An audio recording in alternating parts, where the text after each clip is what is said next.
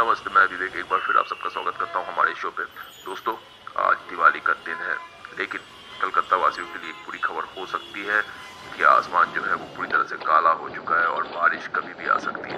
लेकिन बारिश दिन में होगी, शाम तक बारिश की संभावना नहीं है। तो चलिए, हम आपके साथ बने रहेंगे, इस बेमौसम बारिश को एंजॉय करेंगे और सुनेंगे अगला गाना।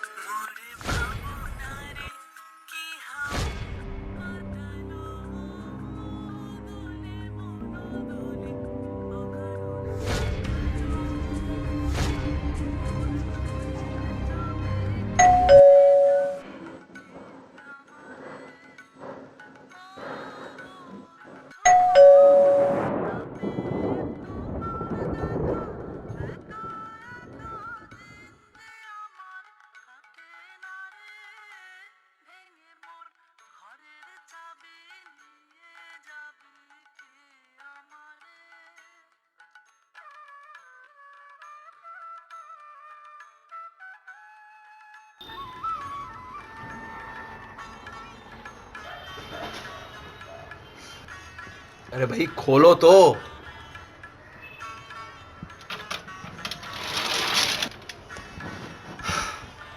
नहीं पहचाना? थोड़ा सा भी नहीं? ठीक है, अंदर चलो, बारिश आने वाली है, फिर बताते हैं। चलो आओ।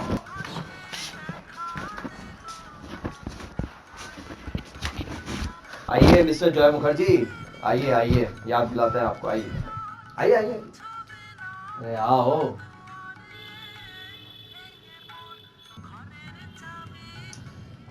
बंगाली, मछली खाने से दिमाग तेज होता है सुना था। हाँ, और तू मुझे भूल गया। बुरा लगा यार। साले जब जबलपुर छोड़ के कोलकाता आ रहे थे तब रोते रोते कहा था कि हर हफ्ते लेटर लिखूंगा, बहुत जल्द मैं लौटूंगा, फिर हम साथ साथ नौकरी करेंगे। हाँ, 15 साल हो गए, तुम आए ही नहीं। इसे देखो, हमको आना पड़ा। वीरू? जी हाँ, वरना क्या उसका भूत। तुम भी मतलब ना, तुम्हारा दिमाग साला तो बहुत लंबा हो गया है यार। हाँ, तू बैठ, मैं पानी लेके आता हूँ।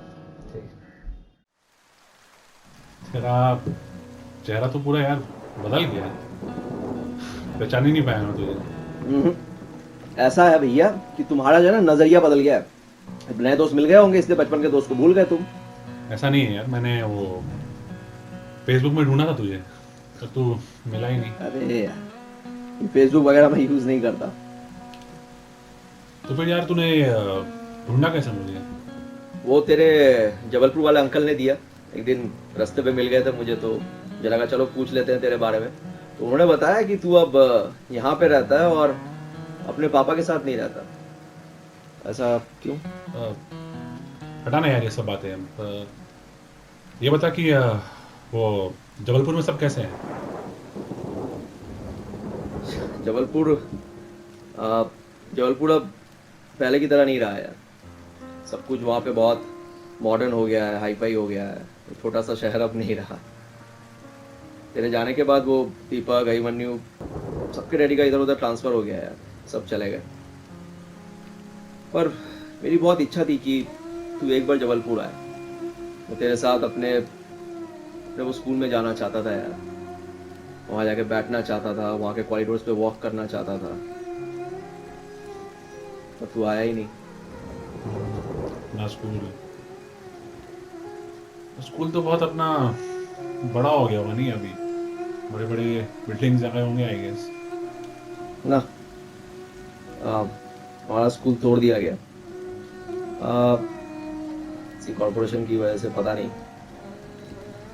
पर अब स्कूल रहा नहीं, अब खंडर बन गया। वहाँ बच्चे लोग आते हैं, खेलते हैं, चिड़िया घोंसला देती है। लेकिन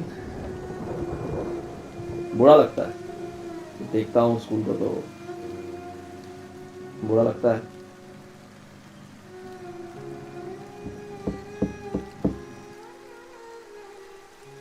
वो टाइम मैं कभी भूल ही नहीं पाया यार। वो कपड़े धोने के बैट से क्रिकेट खेलना, स्कूल में मारम पिट्टी, टिफिन चोरी करके खाना एक दूसरे का, और मनी मन खूबसूरत लड़कियों से प्यार करना। चलो, मेरे को यकीन नहीं आता है कि हम लोग 4-5 में पढ़ते थे, और लड़कियों से प्यार करने के बारे में सोचते थे। हाँ, कितने एडवांस थे हम लोग, नहीं क्या? भाई इसका सारा क्रेडिट तो अपने दूरदर्शन को जाता है। तो ये आजकल के बच्चों को देखा, मोबाइल के बिना लाइफ नहीं आगे बढ़ती उनकी, पता नहीं क्या क्या सारा दिन उसमें करते रहते हैं। पर अपने लाइफ में क्या था, सिर्फ ये दूरदर्शन ही तो था, इसमें हिंदी फिल्में और बड़े बड़े सीरियल्स सारा दिन यही तो देखते थे अपने। तो जायज़ है यार, प्यार में तो सारा दिन रहना ही था अपने को। सो तो है। अबे तेरे को याद है वो एक काला सा लड़का था हमारे बिल्डिंग के नीचे, आप पिल्ले पिल्ले ही नाम था उसका, टकला हुआ था। हाँ, याद नहीं आ रहा। अबे याद नहीं, हम लोग वो महाभारत देखते थे, हमको तीर धनुष बनाने का बड़ा शौक था। हाँ तो पर हुआ क्या? अरे तुम्हारी याददाश्त बहुत कमजोर है यार। याद नहीं, हम लोग वो पेड़ से लकड़ी तोड़ के तीर धनुष बनाया था, फिर तूने मुझे कहा था कि एक टारगेट चाहिए जिसपे हम लोग इसको इस्तेमाल करेंगे, और ये छत पे जा रहा था, टकला हुआ था, फिर मैंने इसके टकले पे मारा था वो तीर। याद नहीं, वो रो रहा था। हाँ बे, वो टकला था ना, अबे उसका चेहरा याद आ गया यार मुझे। तूने वो तीर बनाया था ना, जाके परफेक्टली उसके टक करके सर पे लगा था। फिर उसकी मम्मी आई थी चिल्लाते, तेरी मम्मी भी आई, फिर दोनों में झगड़ा हुआ था। अबे चेहरा यार,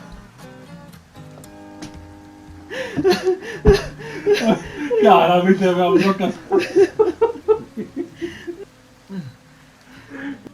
अगर उस दिन तेरी मम्मी नहीं आती ना हम लोग को बचाने के लिए, तो उसकी वो रावण वाली जो मम्मी थी, वो हम लोगों को मार ही डालती थी बे उस दिन तो। सही में यार, कितनी बदमाशियां करते थे यार हम लोग, पर मम्मी कैसे न कैसे बचा ही लेती थी। तेरी मम्मी के बारे में सुना मैंने, सोचा था मैं कॉल करूं, लेकिन समझ में नहीं आया कि मैं क्या बोलूं तुझे, बुरा लगा था मुझे। ठीक है यार, कोई बात नहीं, इट्स फाइन। खैर, बातें तो बहुत सारी करनी है यार मुझको, लेकिन बहुत जम के भूख लगी है, तो क्या कुछ खाना वाना खाएं? खाने को तो कुछ फिलहाल है नहीं, पर ऑर्डर कर देता हूँ मैं। ओके ठीक है, ऑर्डर करो, लेकिन वेज। सलाह बीबी वेज। मोड़ा लगे निरामिष क्या मत हो गए क्या मोरा मोरा क्या? ना, किचन तू चल चल चल। अच्छा ये बता कि तो डैडी को छोड़ के यहाँ पे अकेला क्यों रहता है? अकेले कहाँ है वो?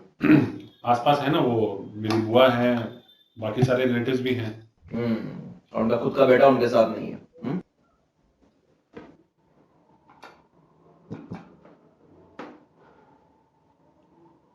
देख, 30 साल का हो गया हूं मैं आज, 30 साल का। पिछले 3 सालों से एक ही कंपनी में as a bloody content writer में काम कर रहा हूं, सिर्फ 15,000 की सैलरी में, आज तक बढ़ी नहीं। मेरे जो मामा मामी है ना, वो लंदन में अपने बेटे के यहाँ पे रहते हैं, उसकी वजह से मुझे ये जो घर तू देख रहा है ना, वो फ्री में मिला रहने को। आज मेरी इतनी भी औकात नहीं कि अपने दम पे एक फ्लैट ले सकूं मैं। पर यार देख, अभी तेरी सैलरी जो है वो 15 है, ठीक है, कल को फिर 20 होगी, फिर 25 होगी, तो धीरे धीरे बढ़ेगी ना यार, थोड़ा पेशेंस रख। देख, बात सिर्फ पैसे की नहीं है यार। आज मेरे जितने भी जो रिलेटिव्स है ना, वो सबके सब वेल सेटल्ड है, सबके सब। कोई डॉक्टर है, कोई इंजीनियर है, कोई तो विदेश में बड़े बड़े पोस्ट में है। मेरे समाज में बहुत इज्जत है उनकी। हमारा जो फैमिली गेट टुगेदर होता है ना, उसमें सारे ये पेरेंट्स जो हैं, वो अपने बच्चों की खूब तारीफ करते हैं, ये सीना चौड़ा करके। किंतु हमारे बाबा, मेरे पापा चुपचाप एक कोने में बैठे रहते, चुपचाप। पर यार मैं इनसे जलता नहीं, ठीक है ना, जलता नहीं हूं मैं इनसे। उन्होंने अपनी मेहनत की है and they probably deserve what they are today, but मैंने भी उतनी ही मेहनत की है। पिछले 4 सालों से इन 3 नॉवेल्स को मैंने दिन रात एक करके लिखा है, आसान काम नहीं है ये। साला पागलों की तरह रोज पब्लिशर्स को ढूंढता हूं मैं, रोज, और साला कोई पब्लिश करने को तैयार ही नहीं है। मेरे कॉन्फिडेंस की तो धज्जियां उड़ गई है यार। मैं सिर्फ इतना चाहता हूं कि मेरे पेरेंट्स, मेरी फैमिली और मेरे फ्रेंड्स ये समझें, ये जाने कि मैं एक राइटर हूं, एक रेस्पेक्टेड राइटर, और राइटर बनना इतना आसान नहीं है, उसके लिए भी मेहनत करनी पड़ती है, टैलेंट चाहिए होता है उसके लिए। अच्छा एक बात बता कि तू जो ये राइटर बना है, ये तू किसी को दिखाने के लिए बना है कि तुझे राइटिंग अच्छी लगती है इसलिए तू राइटर बना है, ये बता। देख, राइटिंग मेरा पैशन है, ठीक है, उसके अलावा मुझे और कुछ आता भी नहीं। लेकिन देख, हर एक मेहनती इंसान कहीं ना कहीं ये जरूर चाहता है कि उसकी मेहनत को लोग देखें, थोड़ा अप्रिशिएट करें। थोड़ी इज्जत, थोड़ा अप्रिसिएशन तो यार हर एक इंसान को चाहिए। उसके बगैर हमें मोटिवेशन मिलेगा कैसे आगे बढ़ने के लिए? आई फील कंप्लीटली डिमोटिवेटेड यार। समझा? नहीं, तू नहीं समझा। देख, मैं सिर्फ एक चीज चाहता हूं कि कोई एक अनजान शख्स मेरे नॉवेल्स को पढ़े, मुझसे आके कहे कि सर आपने अच्छा काम किया था, आपकी राइटिंग्स अच्छी है, आपकी स्टोरी में दम था। एटलीस्ट एक शख्स तो कहे। मैं एक गुमनाम राइटर बन के खोना नहीं चाहता। मैं चाहता हूं कि लोगों को मालूम पड़े कि जॉय मुखर्जी नाम का एक टैलेंटेड राइटर भी एग्जिस्ट करता है इस दुनिया में। देख, मैं समझ सकता हूं कि तू क्या कहने की कोशिश कर रहा है, ठीक है, लेकिन भाई मैं मानता हूं कि इस दुनिया में बहुत कम ऐसे लकी लोग हैं जिन्हें किसी चीज का नशा होता है। नशा यानी जैसे तुझे राइटिंग का नशा है, पैशन। तो जब किसी को नशा होता है तब वो क्या करता है? वो पूरी तरह अपने नशे में डूब जाता है।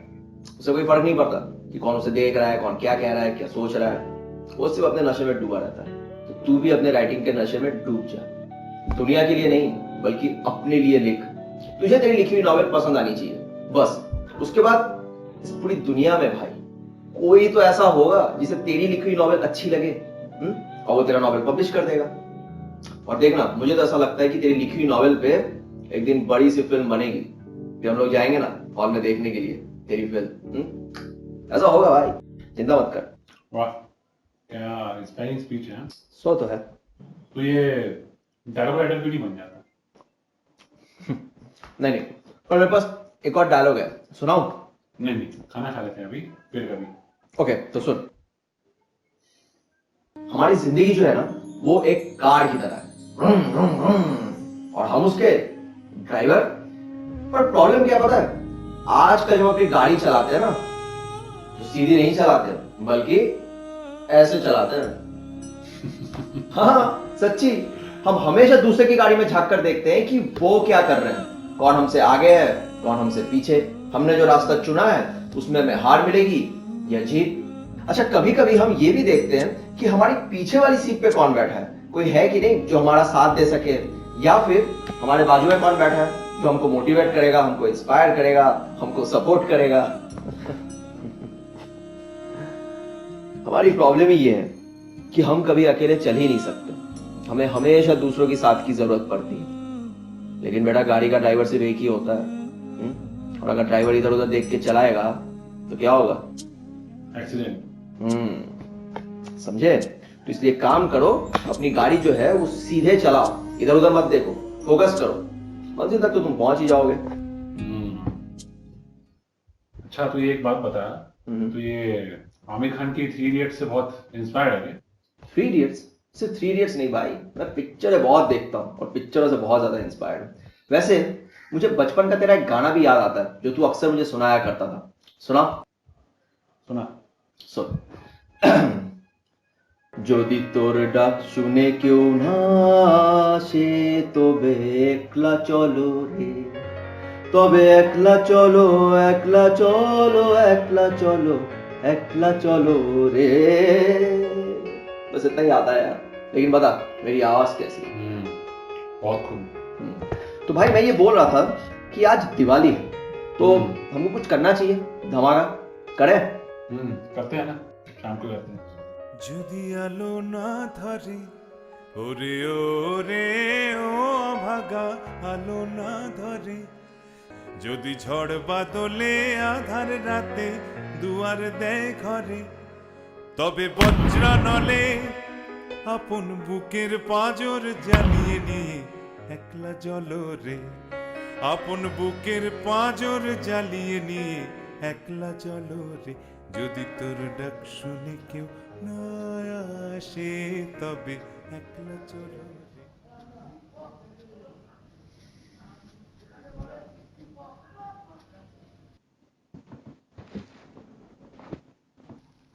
Veeru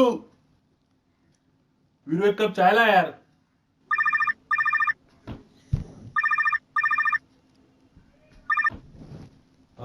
hi sir.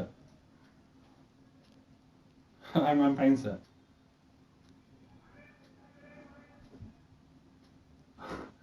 What? Uh, जी हाँ नहीं नहीं सर एब्सोल्युटली नॉट सर। मुझे क्या प्रॉब्लम हो सकती है सर? सर आप मेरी कहानी पे फिल्म बनाइए, किताब पब्लिश करिए। सर मैं तो okay thank you so much sir. I know no sir I mean मैं बहुत दिन से इसका इंतजार कर रहा था सर। I thank you sir really. Sir sir तो फिर मैं आज ही आपसे मिल लूँ लंच के बाद आके। ओह या राइट आज तो दिवाली है। ठीक है सर मैं कल आपसे मिलता हूँ फिर दिन के समय। ठीक है। Thank you once again sir. Thank you so much sir. ठीक है okay sir bye the way happy Diwali to you and your family. Yeah thank you sir. See you then.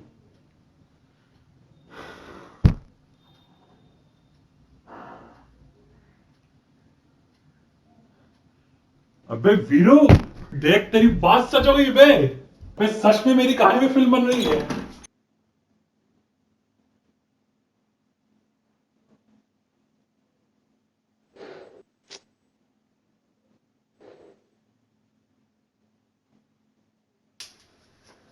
कहाँ चला गया यार?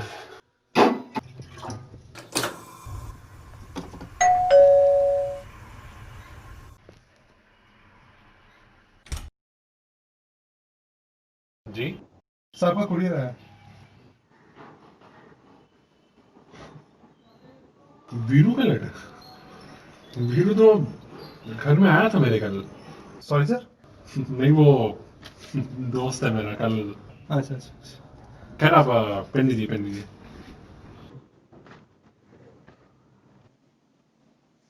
Thank you.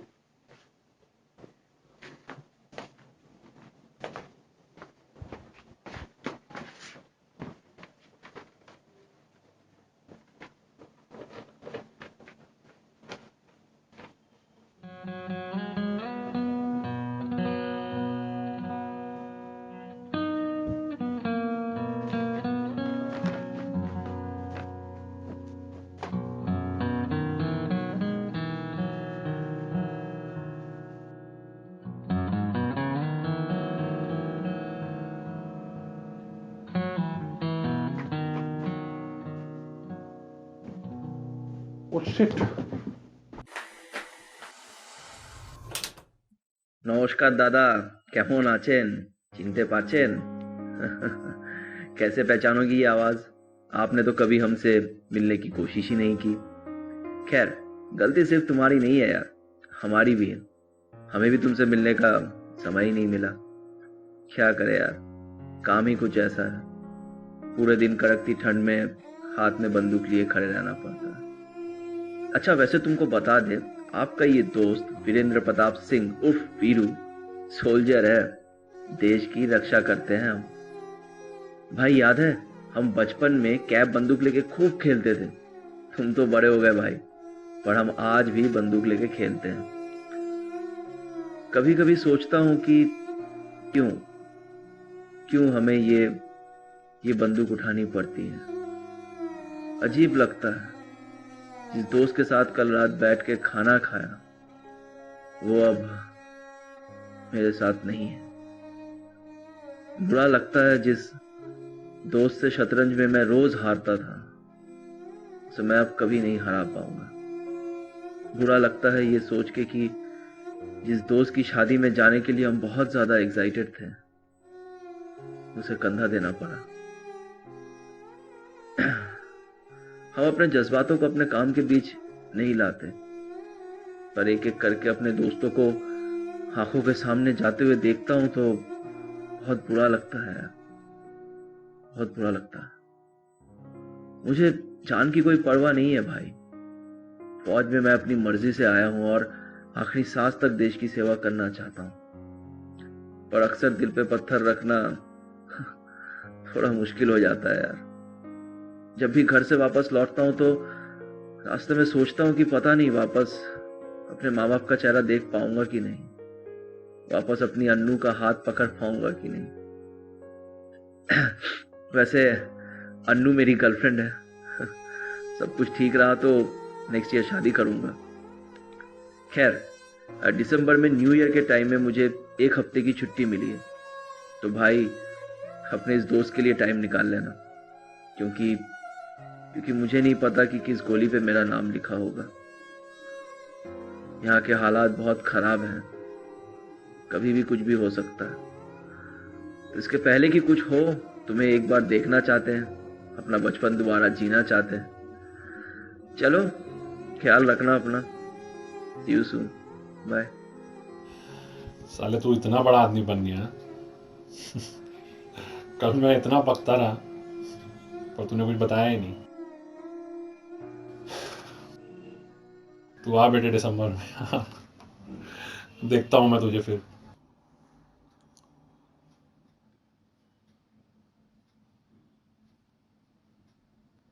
दिसंबर? पर तू तो कल आया था ना। कि आज दिवाली तो हमको कुछ करना चाहिए धमाका। ओह या राइट, आज तो दिवाली है। पर दिवाली तो कल थी।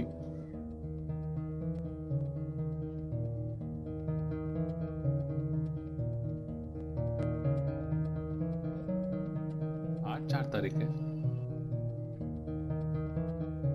4 तारीख तो यार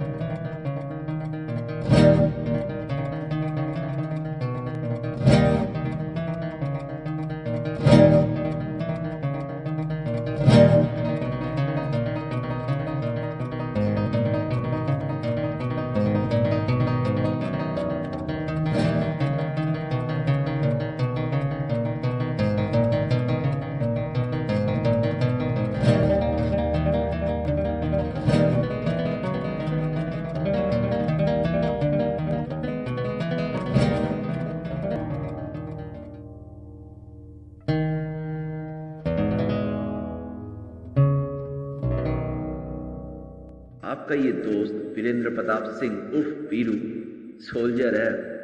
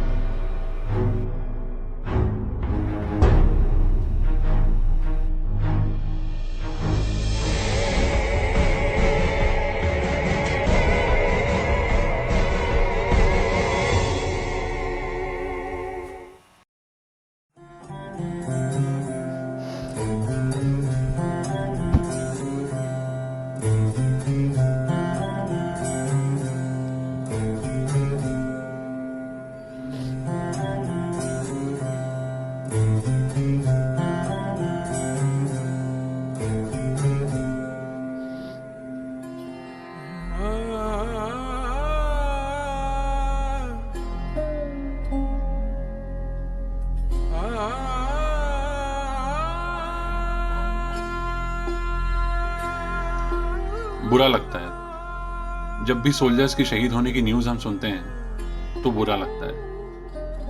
पर मैंने कभी ये सोचा ही नहीं कि ये सोल्जर्स कौन हैं, इनके नाम क्या हैं, ये कहाँ रहते हैं, क्या है इनकी कहानी।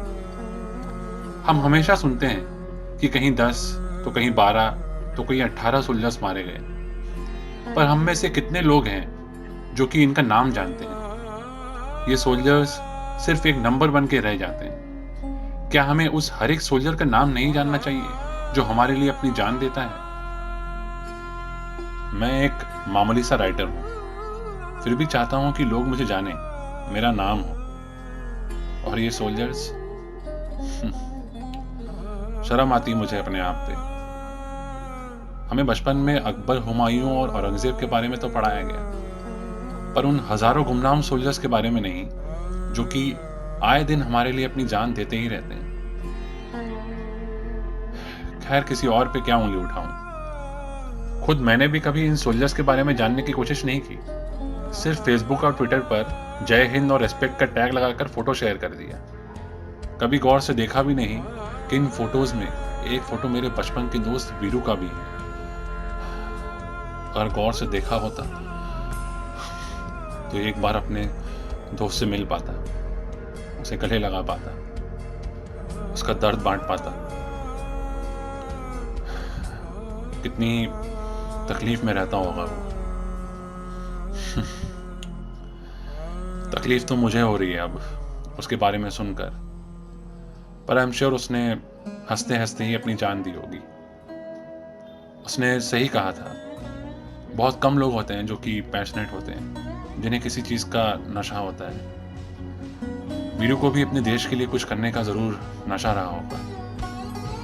वीरू से हुई मेरी इस अजीबोगरीब मुलाकात को शायद मैं कभी शब्दों में बयान नहीं कर पाऊंगा, पर हाँ, उसकी एक मजेदार बात जरूर याद रखूंगा।